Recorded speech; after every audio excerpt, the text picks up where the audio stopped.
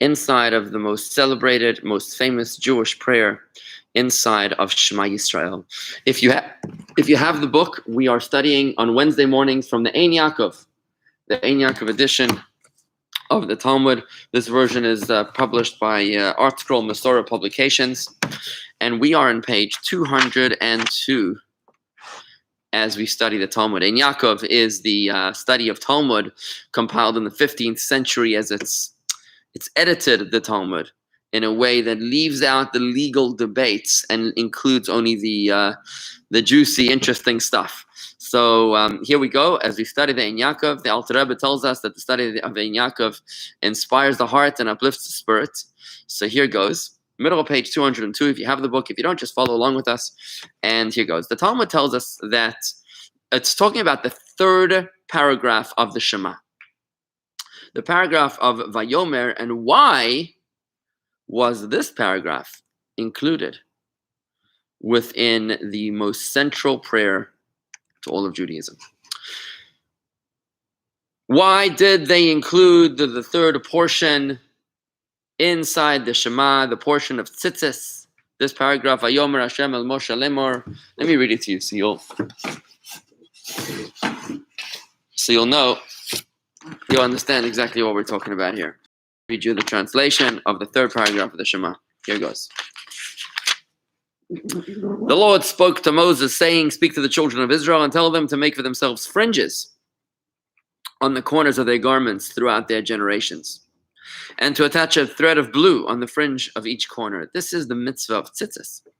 Tzitzis, it's the small talis. We wear a four-cornered garment whenever possible beneath our clothing. It's called the small talis, talit katan, and that has the fringes on the corners. We don't have the blue wool today because we don't exactly know which blue it is. We don't know exactly what is the biblical blue wool. I was recently with my children in the aquarium in the Science Museum down in Miami, and we learned that there is a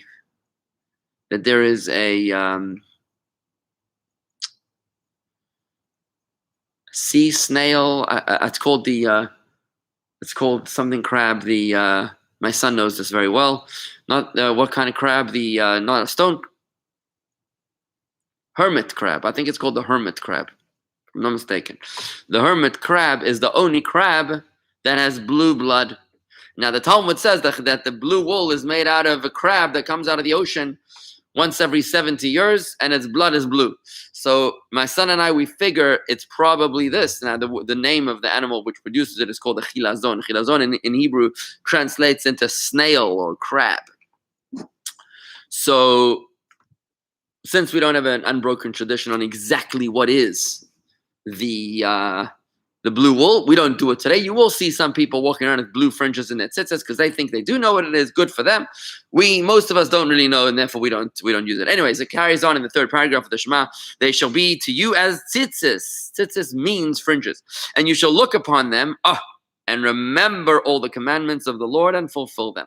So when you see the tzitzis, you remember all the commandments of the Lord. I'll explain this in a moment. And you'll fulfill them, and you will not follow after your heart and after your eyes by which you go astray, so that you may remember and fulfill all my commandments and be holy to your God. I am the Lord your God who brought you out of the land of Egypt to be your God. I, the Lord, am your God. So this is the commandment. Sorry, this is the third paragraph. And how does the seeing of the tzitzis remind us of the 613 commandments? The reason is because the word tzitzis is made up of 5 letters. Every letter in Hebrew has a mathematical value. Every letter in Hebrew is also a number. And therefore, the word tzitzis is 90 plus 10, 90 plus 10, and 400.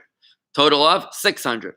Plus, each corner has 5 knots and 8 strings. 600 plus 5 plus 8 is 613. So when you look at the tzitzis, you're reminded of the number 613. I'd like to welcome everybody here with us today.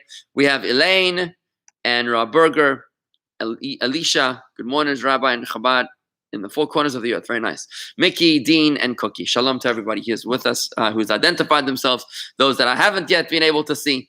It's a pleasure to see you. And if you're here with us live or later, always send me an email. Feel free to communicate to me via email, rabbi@jewishgardens.com, rabbi@jewishgardens.com.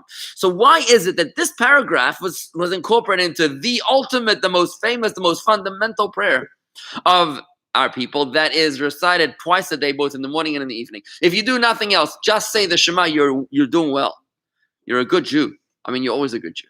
But you're doing a lot of mitzvahs if you just say the Shema every morning when you wake up and every evening when you go to sleep. But why this paragraph of all the paragraphs of the Torah? Manishtana ha-paragraph hazem mikol paragraphs. Says the Gemara answers, Rabbi Yehuda Bar Chaviva said, because it contains the following 5 things. Number 1, the commandment of tzitzis. 2, the exodus from Egypt. 3, the yoke of the mitzvahs. 4, not to accept the opinions of the deniers of the Jewish faith, the heretics, the heretics, right?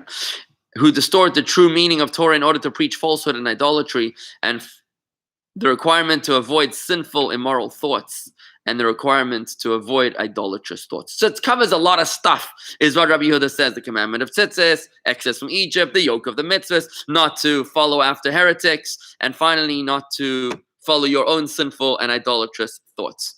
The Gemara asks a question. Rabbi Yehuda Bar Chaviva's statement is understood regarding the first 3 things. I can understand why the first 3 things are vital and central, since they're clearly written in the passage as follows. The yoke of mitzvahs, it says, as it's written about the tzitzis, that you may see it and remember all the commandments of God. I just explained how the visual of the tzitzis reminds us of all of the commandments of God. Very good. That makes it central. The mitzvah of tzitzis itself is written in the verse that they are there to make themselves tzitzis. The exodus from Egypt is also explicit in the paragraph, I am Hashem your God who took you out of the land of Egypt. But where do we see in the passage that we should not follow the deniers of the Jewish faith and to avoid sinful thoughts and idolatrous thoughts? The Gemara answers, it was taught in a brisa regarding the verse in the passage of this verse that says it shall constitute tzitzis for you, that you may see it and remember all the commandments of God and perform them, and not explore after your heart and after your eyes, after which you go astray. This is very, very important. We're going to go deep into this in a few moments to understand the meaning of this interesting verse, and we're going to talk about sins of the heart. It shall, again, the verse says it shall constitute tzitzis for you, that you may see it and remember all the commandments of Hashem and perform them, and not explore after your heart and after your eyes, after which you astray. Now, as I go into this, good morning, Hannah, Corey, and Miriam, and Dan. As I go into this, I just want to explain the first thing I want to say is that what we see has a profound impact upon what we feel. Very, very, very important concept here. You know, the Gemara tells us elsewhere that when the Romans ransacked and pillaged and plundered and destroyed Jerusalem in the year 69 CE, just under 2,000 years ago, they actually noticed that the boys and girls, the Jewish boys and girls, were stunning. They were visually beautiful. So what they did was that they would take these boys and girls slaves and they would bring them back to Rome, and they would tie the boys and girls to their beds so that during the time that they would conceive with their spouses, they would visualize, they would see the faces, the beautiful faces of these boys and girls, so that in the hopes of making children as beautiful as them. What you see has a profound impact upon you. Now that one is a little interesting, right? You know, there's another piece of Talmud that says elsewhere that Rabbi Yochanan was one of the most beautiful men who ever lived. And he would make it his business to sit outside of the mikveh, out of the woman's mikveh, often, so that when the woman would leave the mikveh, the first thing that they would see would be his face, in the hopes of conceiving beautiful children like him. I mean, now that's an interesting one. I mean, that's, you know, the Gemara gets into an interesting discussion about what he was thinking, what the plan was. He was purely a tzaddik. He had no evil inclination. He had no ulterior motive. On the contrary, it's difficult for us normal people to relate to what he might have been thinking as the great tzaddik, the elevated, perfect tzaddik that he was, Rabbi Yochanan of the Talmud. But you'll find this idea very often. The Rebbe talks about not showing children images of non-kosher animals, pictures of non-kosher animals, a zebra. You can show your child a giraffe, but don't show your grandchild a zebra, because a zebra is a non-kosher animal and a giraffe is. Why? What's the meaning of this? Because what you see has a profound subconscious effect upon you.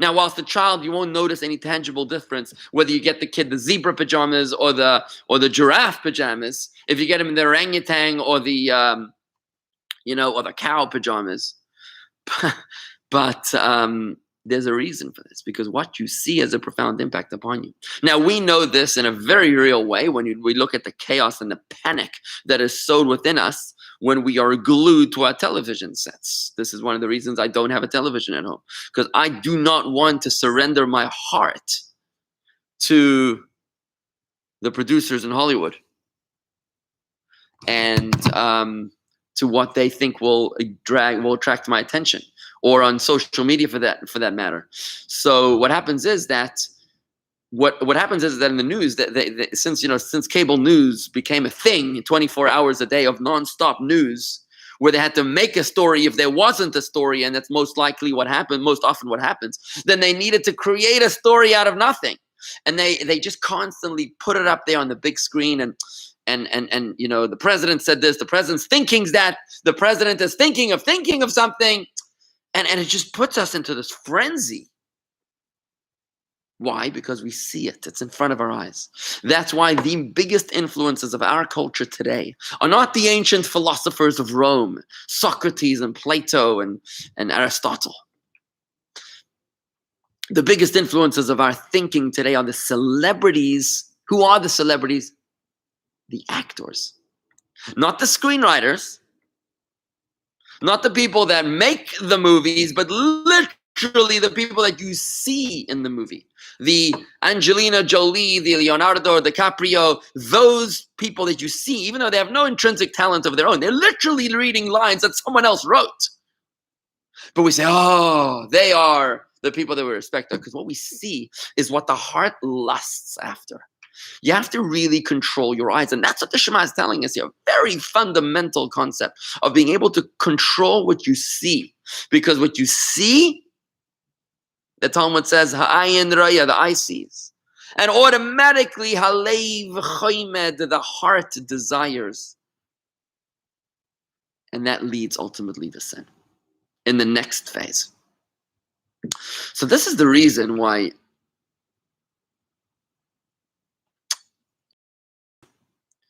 that when we pray, for example, we don't just pray on our own.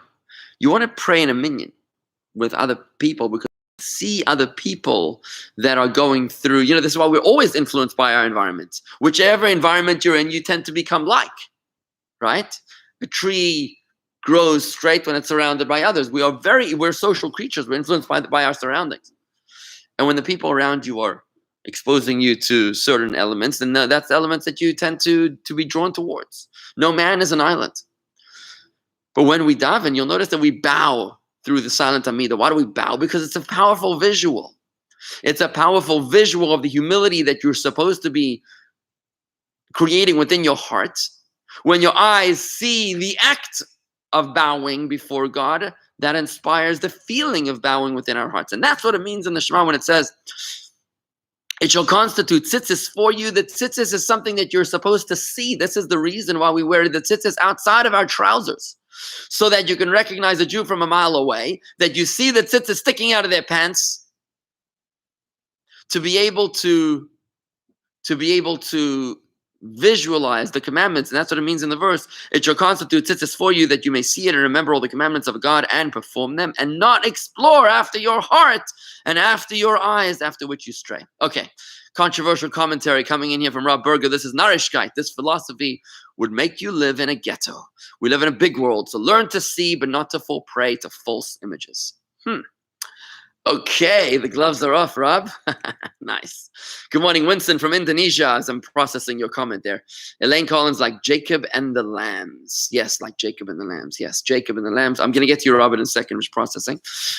Jacob, when he was trying to make, his reward, his salary, basically, was going to be the certain color of lambs, certain like spotted and striped lambs. So what he did is that in the watering troughs, he made speckled spots inside of the watering troughs, so that the sheep would see the speckles, and then they would give birth to sheep with speckles. Exactly, Elaine. Enid Goldstein from New York. Good morning. Brainwashing. I'm not sure if you agree or disagree with my commentary here, with your one word brainwashing. I mean, is that Hollywood is brainwashing us, or is it that I'm brainwashing you? I don't know. You tell me. What do you think I'm saying?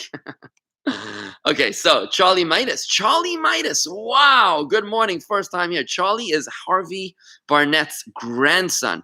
Very entrepreneurial grandson. He's into solar equipment, solar panels, and all sorts of good stuff like that. Charlie, it is a pleasure to study with you for the very first time. Welcome. Let me just tell you, your Zayda is one awesome guy.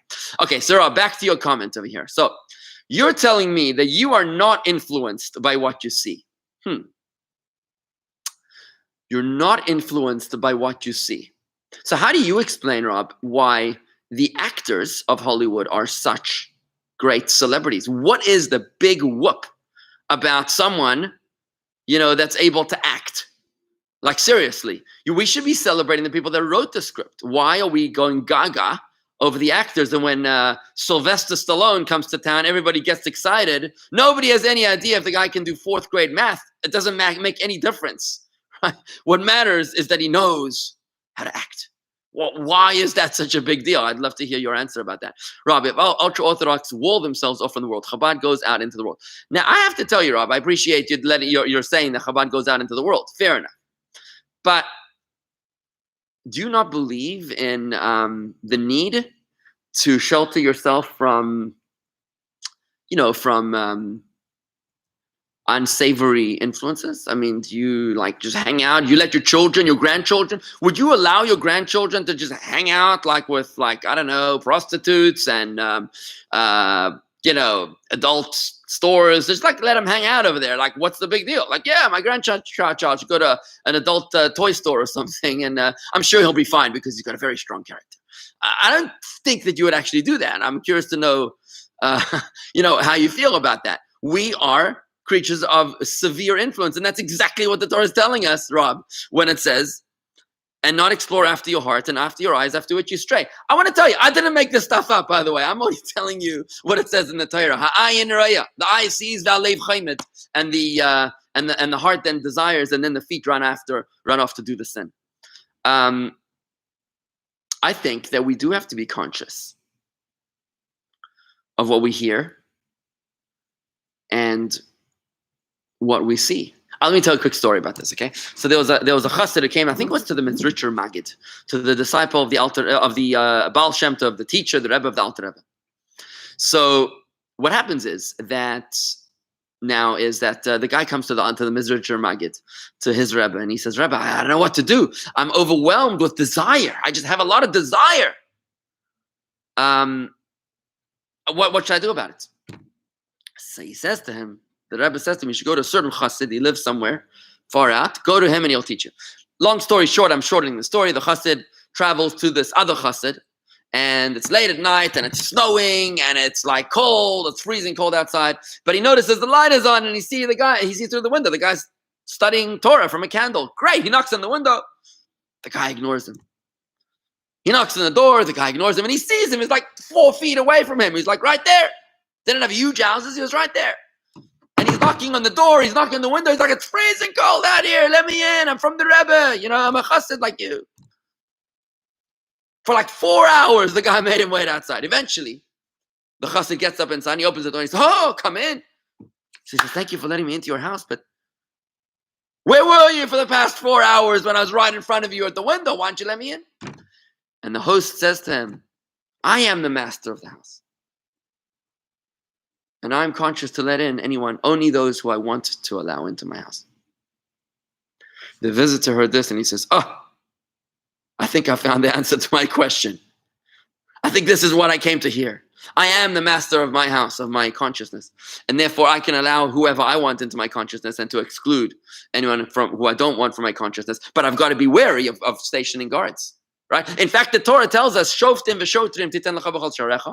You shall have judges and policemen at all of your gates to make sure that you don't have any negative influence. What does that mean? That means your gates are your eyes and your ears and your nose and your mouth. You want to make sure that you've got guards and policemen and judges at your gates to make sure that you don't get too close to temptation. Because if you do, you're probably not going to make it. Aren't you excited about the performers who will perform at the gala? Well, I am excited about the performer at the gala, Shulim. He happens to be extraordinarily talented. He's an unbelievable voice like you've never heard before.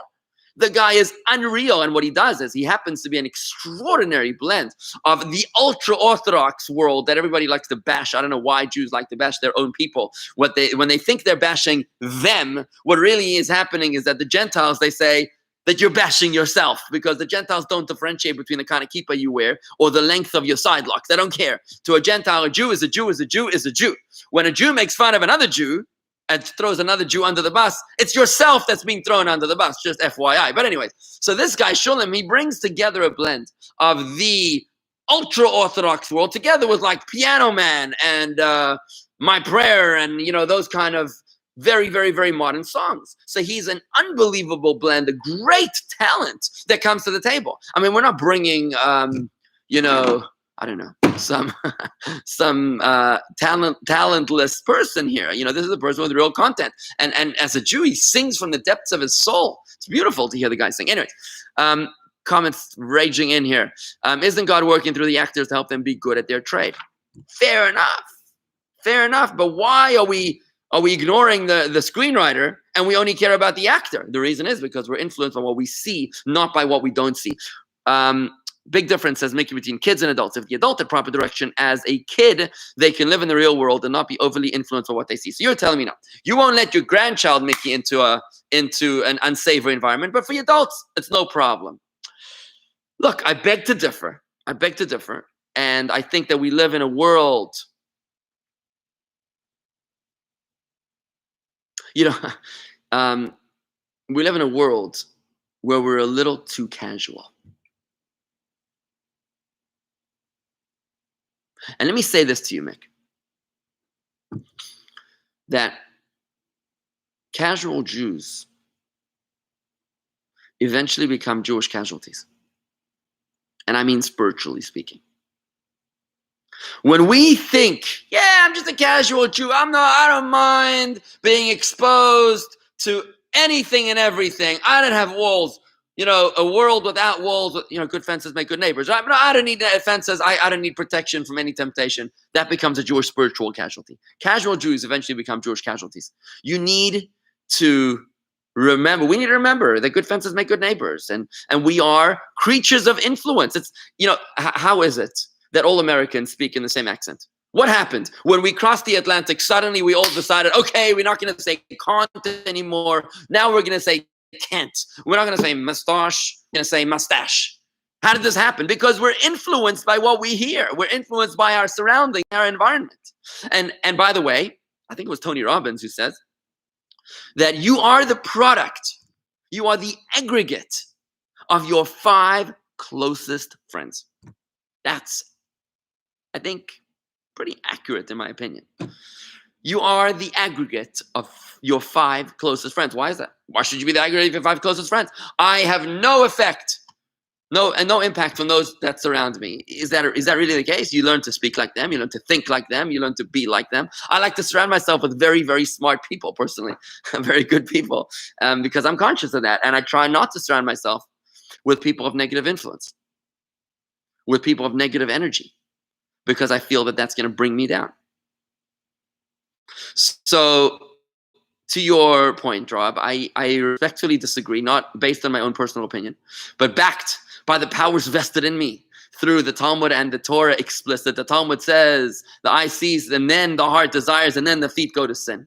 And by the explicit statement of the Shema, which says, and do not explore after your heart and after your eyes, after which you stray. And the sequence is vital. Your heart is the product of your eyes. So that's my my comment there, Rob. I'm not sure if you're happy about that, but back to your original point about the ghetto. So should we live in a ghetto now? Now, there's some beauty about living in the shtetl. Let's talk about this a second, right?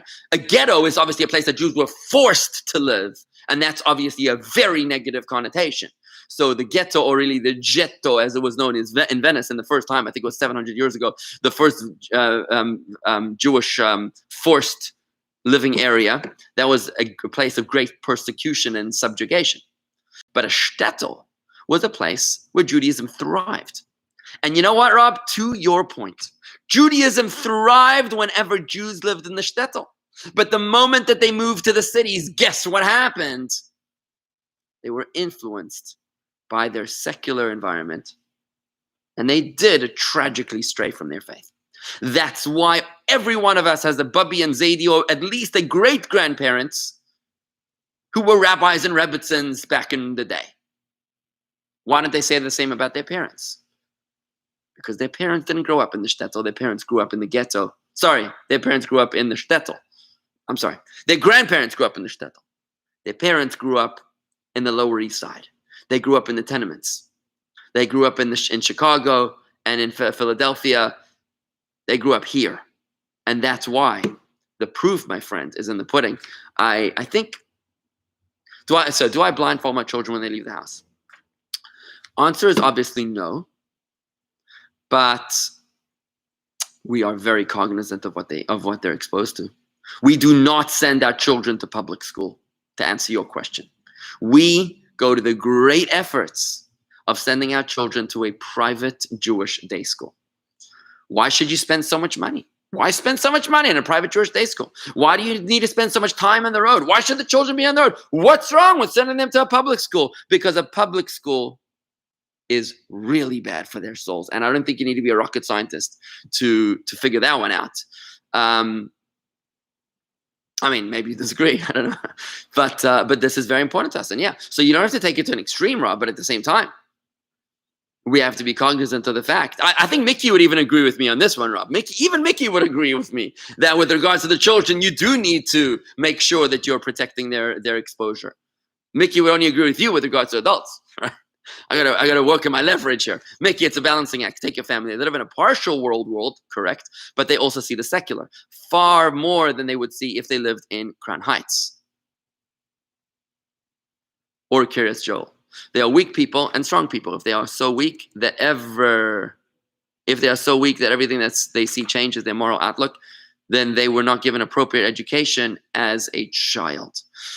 Look, I think we're being a little extreme over here about saying that weak people change their moral outlook based upon what they see. I'm not saying that they change their worldview because they bumped into a prostitute in the street, but I would say that they might fall, that they might sin, even though they still maintain their worldview, but they still, in practice, they lower their standards. So without getting too extreme on the influence, I do think that it is vital for us to protect ourselves from influence. Well, let me ask you this question, Rob. Why don't you watch Fox News all day long? I'm just curious to know. Like, why is it that all the Republicans are watching Fox? I mean, maybe.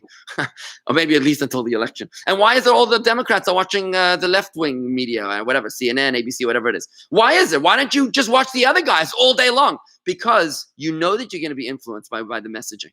When Trump is branded as the hero and savior of the United States of America all day and all night long on the right-wing media, you know that's not what you want to hear. And it might actually influence you. Could that be the reason? I don't know. Rob and I obviously think alike. Mickey, only with regards to the adults, but you agree with me with the children. You made that point earlier. I'm going to hold you to that. Okay, let's see what's going on YouTube here. And whoa, YouTube is going crazy over here too. Sorry, I missed the YouTube comments coming in. Hollywood and big tech is attempting to brainwash us. That's Enid from New Jersey. Thank you. So you agree with me, Enid. Can't fool God-fearing people. Greeks taught loving physical beauty. Correct. True to preserve innocence. Whoa, lots of comments. True to preserve innocence and the harm of visual interferences in behavior. Just don't know about zebras. They're so cute. Okay. Never bashed ultra-Orthodox, which I consistently restate as fully observant Jews. Okay, that's nice. And not fully observant Jews. I like that attitude. Good. This is why some marriages fail when people are addicted to the internet. Oh, yes. Oh, yes. Why is that? Enid, why is it, Rob, that some marriages fail when people become addicted to the internet? Like what? That you became a different person now? No, but just that the influence, you're so sucked in to your attention being drawn into your B.O.B. to Bob, your battery-operated boyfriend, that you don't have time for your husband anymore because you're so busy burying your head inside of the addictive cell phone. Let's not bury our heads in the sand over here, because we are burying our heads in the cell phones, and we are ignoring the people that we love. We're ignoring the children. We're ignoring our spouses. We're ignoring the people that really need us. And don't tell me that you're not influenced by the dopamine and the addiction that comes with our technology. Seriously. Shtetl was a far better environment for thriving of Judaism. I actually missed that influence. Sent both children to Jewish schools throughout high school. Okay, good. Good stuff coming in. Thank you for all those comments, Enid, and everybody else over there. Okay, good. Anyways, friends, I'm going to move it a little more, unless Rob, you still want to keep on beating me up over here, which is fine. You can do that. I just do stand by my guns that we are social people, and we are very heavily influenced by what we see, which is why it's a consistent theme in Tanya, by the way, this idea that you need to make sure that you're surrounded by the proper visuals and not exposed to the wrong visuals is a major theme in Tanya. I mean, even now in Tanya chapter 42, what we're learning about on Tuesdays is the meditation that you begin your day with profoundly impacts your state of mind for the rest of the day. Why is it? Why does meditation have such a powerful impact upon us? Like, why? Why does meditation change how we feel? And we know for a fact that it works. The reason is because what you see with your mind's eye has a profound influence upon how you feel in your heart. That's the reason why meditation changes. When you focus on something, it changes how you feel. That's exactly what meditation is, right? What's in front of your face is what goes on inside your heart. Charlie Matus, don't think people should see the good. No, don't you think the people should see the good and the bad that the world has to offer and be able to make their own decisions? You can see the bad that is out there, and it should drive you not to become what you see. Okay, Charlie, good point. I'm going to tell you something, my friend, which probably would tie this all in together. So we know that Moses was a very, very holy man, right? Now, Moses was married to the daughter of Jethro. Jethro was also a holy man. Jethro was also a holy man. He used to be a priest of idolatry. He was like the Pope in his day, but he rejected idolatry and he embraced Judaism. He embraced monotheism. It's like, imagine the Pope coming to Jerusalem, to the Western Wall, and saying, I'm converting to Judaism because I've come to realize there's no greater religion than Judaism. It was a huge, huge, huge thing in his day, right? So Moses is marrying the daughter of Jethro now, right? And listen to what Jethro makes a condition. You want to marry my daughter, here's the deal. If you want to marry my daughter, then you have to agree to me, that your firstborn son, or that your son will first be exposed to idolatry, and the rest, you can teach them monotheism. Now, that's a very weird statement. We can't understand why would Jethro want to force Moses and his daughter, this guy that's already a monotheist, why would he insist that his firstborn son becomes first an idolater, and then only he's allowed to be exposed to monotheism? The answer is in brief. Jethro and Moses were having a profound debate about how much you need to protect and shield your children from negative influences. Jethro was saying, listen, I came to Judaism, to monotheism, through a circuitous route, through first being exposed to every idol in the world. I eventually came to Judaism. So he says, I want my grandson to have the same thing. First, I want you to expose all my grandchildren first, not first as in firstborn, but each child should first be exposed to idolatry, to all the harmful influences in the world, and thereafter they can make their own decisions. Moses opposed, and he said, no, I disagree. He says, I insist that a child be educated based upon a direction, a system of values. You cannot expect a child to eventually reach the summit when he has to hike through the valleys and the mudslides and the avalanches and all the problems along the way. You can never be sure that he's actually going to get there. Because and by the way, I'll give you one more example on this. You know, as a rabbi, I am constantly dealing with people and their problems. I cannot tell you how often it happens, probably 10 out of 10 cases, that the traumas that people are struggling with, the problems that people are struggling with in their marriages, in their relationships, emotionally with their spouses, with their children, with their parents, with their God, are 10 out of 10 times, I mean, that might be a lot, but let's say 95% of the time, are the product of the traumas and abuses that they experienced in their childhood. Whether it was sexual, emotional, verbal, spiritual abuse, religious abuse, all sorts of abuse. Because what we're exposed to, what we experience when we're fresh, has a huge influence upon us for the rest of our lives. And with this, I think, Charlie, you could go the Jethro route, the Moses father-in-law route, which is to say that I'm going to expose my kids to all sorts of temptation, and I'm sure they're going to land on their feet. But you can never be sure of that, Charlie. Or you could say, no, I'm going to educate my child. Well, let me ask you this question. Do you, Charlie, I don't think you're married yet, but Rob, did you teach your kids to eat with a knife and fork? Like, why would you teach them to eat with a knife and fork? Maybe they should eat like a wilde chaya. Let them eat like an animal. Let them dress in whatever clothing they want. And then hopefully one day they'll come to be civilized. We don't do that. We educate the child. We say that you eat with a knife and fork. You don't slurp your soup. You don't eat with your mouth open. You don't talk while you're eating, right? We tell them what to do. You can't expect the child to become a mensch if you allow him to burp his way through his upbringing, because maybe he's never going to end up to be a mensch. The reality, my friends, is that we are creatures of great social influence. And just like a tree, it doesn't really have too profound of an emotion. The tree is influenced by the other trees around it. If there's no trees, it grows crooked. If there is trees, it grows straight. How much more so are we human beings with great emotion influenced by those around us?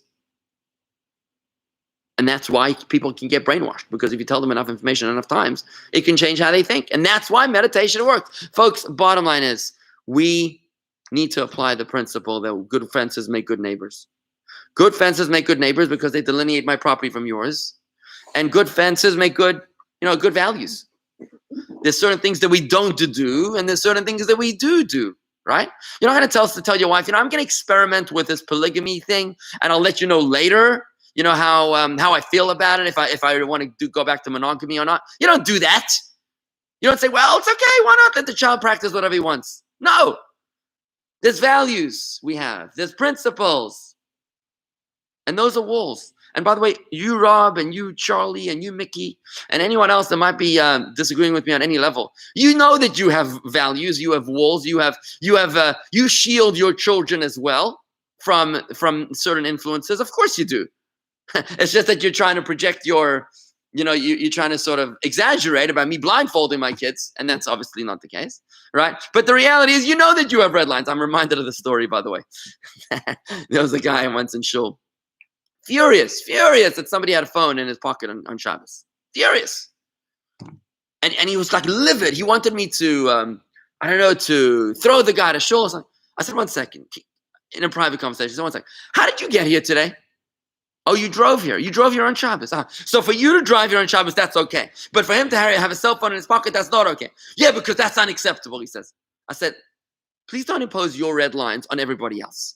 Okay? You have red lines. We all have red lines. Even those that say that they have no red lines, they still have red lines. Right? We all have red lines. Just don't walk in here and tell me that your red lines are the ultimate. Right? So you have values, and you protect your children. And you protect your grandchildren from certain influences. At least you try. We all have values. But as Jews, we tend to have a philosophy that anybody that's just a little bit more religious than us is a fanatic. And anybody who's just a little less religious than us is a heretic. We got to be a little less judgmental, folks. Robin, my children still eat properly even when others around them do not. I do not make them eat in the closet. I doubt that your children are growing up in a zoo, Rob. I don't think that they're growing up in a zoo. They probably are growing up with other civilized families, is my assumption, because they were taught. Well, okay. Anyway, it's difficult to argue with you this way, but I think I've stated my position. I've stated my point. I think that you've stated yours as well. I think you're just having some fun with me here, but I just want to conclude here, folks, because I'm running out of time. Winston from Indonesia. If someone wants to be a filmmaker in Hollywood, she or he must work towards what's right and good according to Judaism. Okay, Winston, you're losing me here, my friend. If someone wants to be a filmmaker in Hollywood, they must work towards what's right and good according to Judaism. I think you're asking a question. I think you're asking me if I'm saying that I would only respect actors that have values that are consistent with my own values. And that's not what I'm saying. What I am saying, Winston, is that the idea of making a celebrity out of somebody who has no talent other than memorizing something that someone else wrote, right? I mean, look at a restaurant. When you go to a restaurant, who's the celebrity in the restaurant? Is it the waiter that brought you the food? Or is it the chef that cooked it? Obviously, it's the chef that cooked it. I mean, like we still compliment the waiter, by the way. Oh, the food is delicious. We love it. I mean, we don't even compliment the chef because we don't see the chef. But the idea is that when we make a celebrity out of an actor, you're effectively giving all the praise to the waiter that brought you the dish and nothing at all to the chef that prepared the dish. That's my point. Okay. Phew. Okay, I'm just gonna wrap this up because I'm running out of time over here. So I'm gonna wrap it up by saying this. Why is it that the I'm just gonna skip a little bit here. So the Gemara presents a surprising commentary on the verse, "You shall not stray after your heart." One that interprets it as a warning against stumbling into heresy, a denial of the Jewish faith. Now, this interpretation is surprising that we consider heresy a sin of the heart. Wouldn't heresy be a sin of the mind? That you choose not to believe in God? Why is that a sin of the heart? This interpretation is surprising, as Rabbi Elchanan Wasserman notes in a famous essay on the basic obligation to have faith in God. The heart is usually thought of as the seat of emotion and desire. If this verse seeks to warn us against the intellectual folly, that is heresy, then it should have said, "Do not stray after your mind." Upon reflection, however, the verse's language is precise, and with its precision, it teaches us a profound and simple truth. Errors of faith are not intellectual sins. They are emotional sins, sins of the heart. Intellectually, there is little room to err about God's existence. In general human experience, the sight of an object that bears signs of a purposeful design immediately leads to the assumption that someone manufactured it. When you look at this watch, you don't say, "Oh, that's amazing. I wonder how that happened all by itself." You don't say this watch happened by itself. You say, "Well, this shiny watch happened because somebody made it." Obviously, you don't need to be a rocket scientist to know that somebody actually made that watch. It's like obvious, clear as day, right? No one asks whether a hammer, a storybook, a building, or a piece of machinery was fashioned by human hands or was accidentally formed by a lucky confluence of random forces and materials. Nobody in their right mind thinks that this book was written when somebody spilled ink over this page and these words just formed all by themselves. Instinctively, we know that someone made it, wrote it, or built it. The only question is who that someone was. All the more so if we come across an enormously complex network of systems working in perfect order and with just the right balance to accommodate all the constituent elements, despite their frequently conflicting nature and needs. Surely such a spectacle will lead the observer to postulate the existence of a creator, a single creator, with a single-minded aim for his unified creation.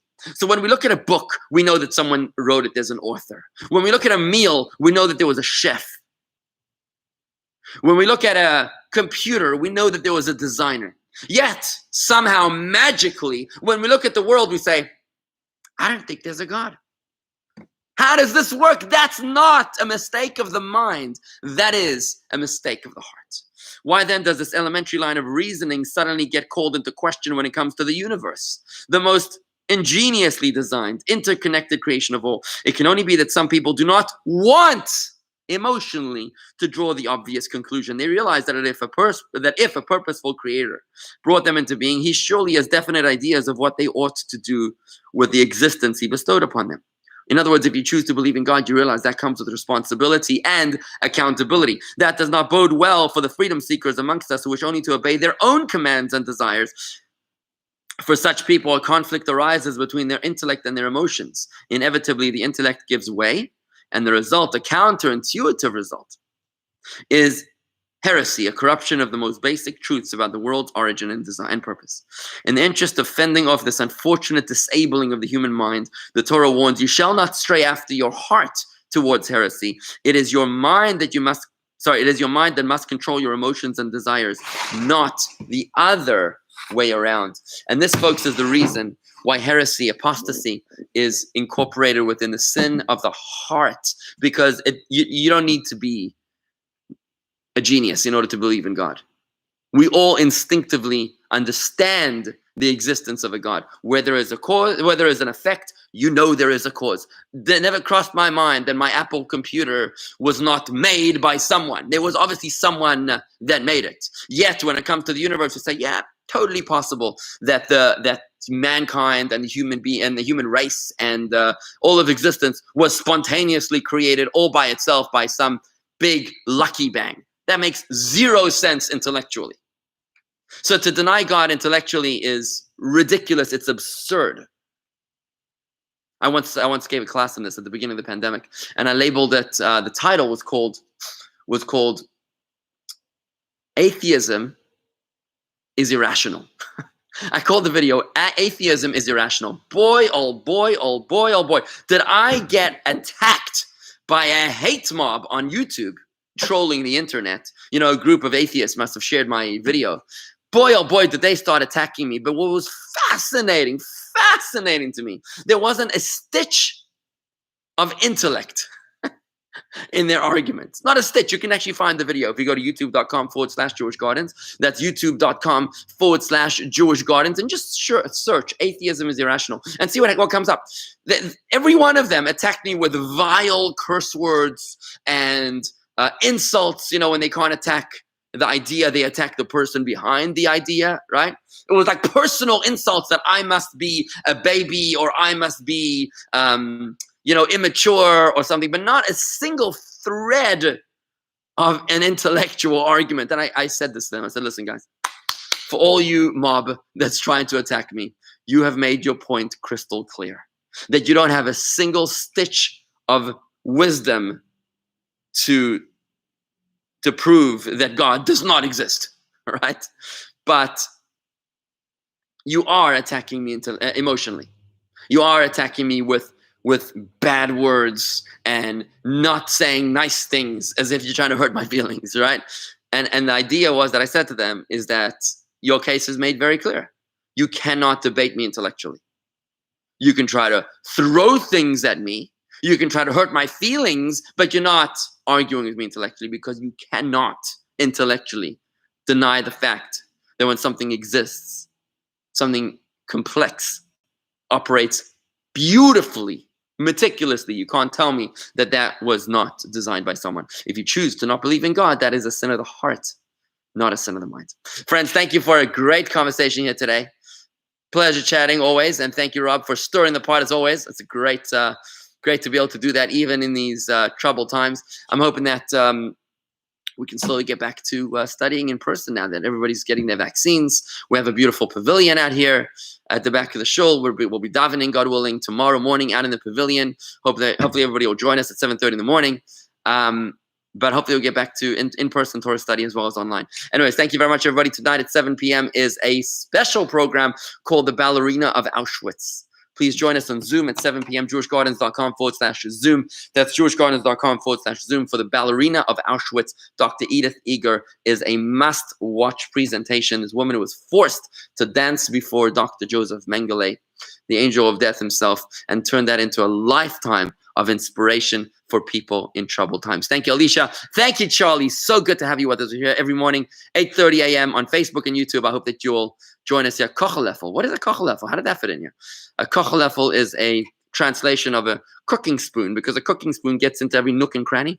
So why are you calling me a kocheleffel? Unless you're calling someone else a kocheleffel. I'm not sure. Dan, please clarify what's going on with you. Unless you're referring to something else I said, which I forgot about already. Okay, great stuff, guys. Thank you for joining me here this morning. Charlie, hope to see you again every morning, bright and early, 8:30. Thank you, folks. Good to study with you, and hope to see you tonight at 7 p.m. for the event tonight with Dr. Edith Eger, Windows to the World, The Ballerina of Auschwitz. Don't forget to register for our exciting gala coming up in 1 month. today. I think it's in 1 month today. It's the virtual gala, the Always Together, Never Alone virtual gala. Information is online and open at jewishgardens.com/gala. That's jewishgardens.com/gala. So nice to see you here with us. Lisa, pleasure to study with you this morning. Shalom, everybody. Have a great day. Thank you. Oh, Rob is the pot stirrer. Yes. Rob is the kachalefel. He's stirring the pot, right? And that's what he does. He does a very good job at. He is a brilliant lawyer, and and I always marvel at his ability to stir up the pot in the most positive way. Thank you, Rob. Thank you, Dan. Pleasure studying with you all. See you later this evening. Shalom, everybody.